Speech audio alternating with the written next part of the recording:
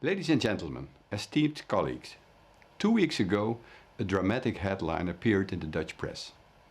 9 Dutchmen arrested on suspicion of planning a terrorist attack. An optimist may think, great work, a terrible attack prevented. A pessimist may say, yet another narrow escape. The threat of terrorism is still very much alive. As realists, you and I know that there is a truth in both perspectives. That you can't defeat terrorism. You can only control it.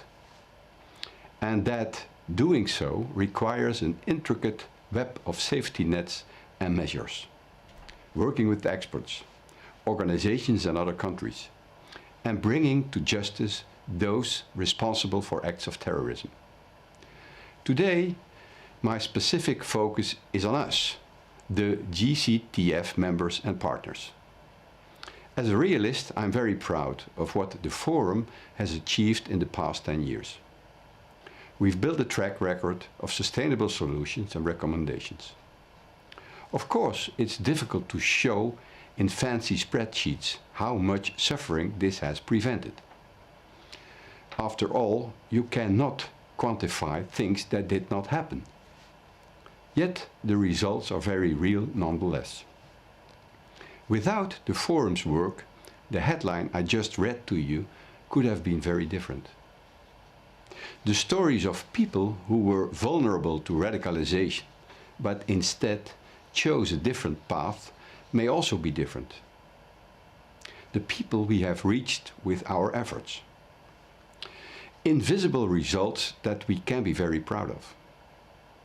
But we must not rest on our laurels. 20 years after 9/11, the urgency of fighting terrorism is as clear as ever.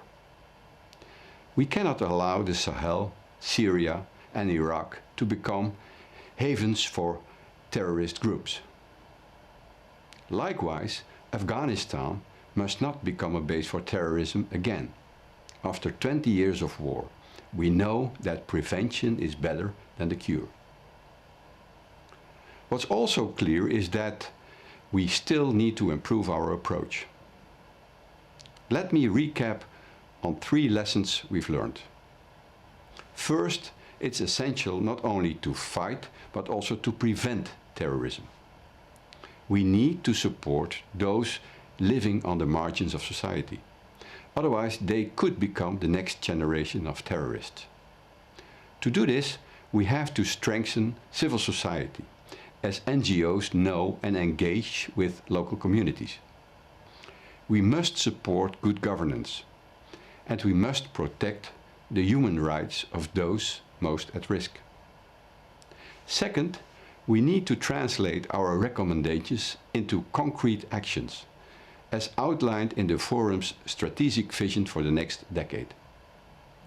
Because recommendations alone have never stopped terrorists before and won't stop them in the future either. And lastly, we must take the longest, yet ultimately most rewarding route by including everyone in the process.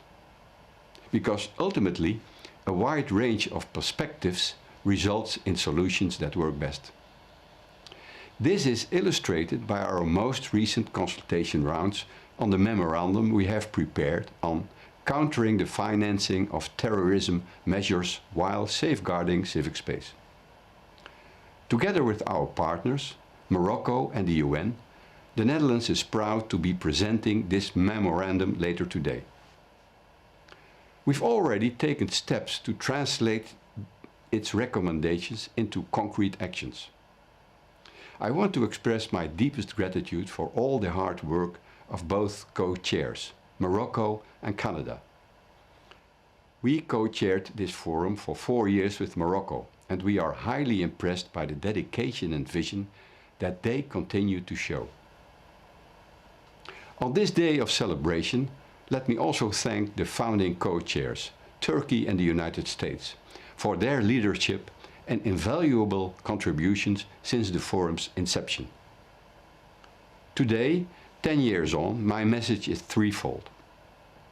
Let's tackle terrorism at its roots, Let's put our words into actions, and let's include those who hold the key to solutions that work. Because only together can we give the horrific story of terrorism a more positive ending, preventing headlines that all of us dread. Thank you very much.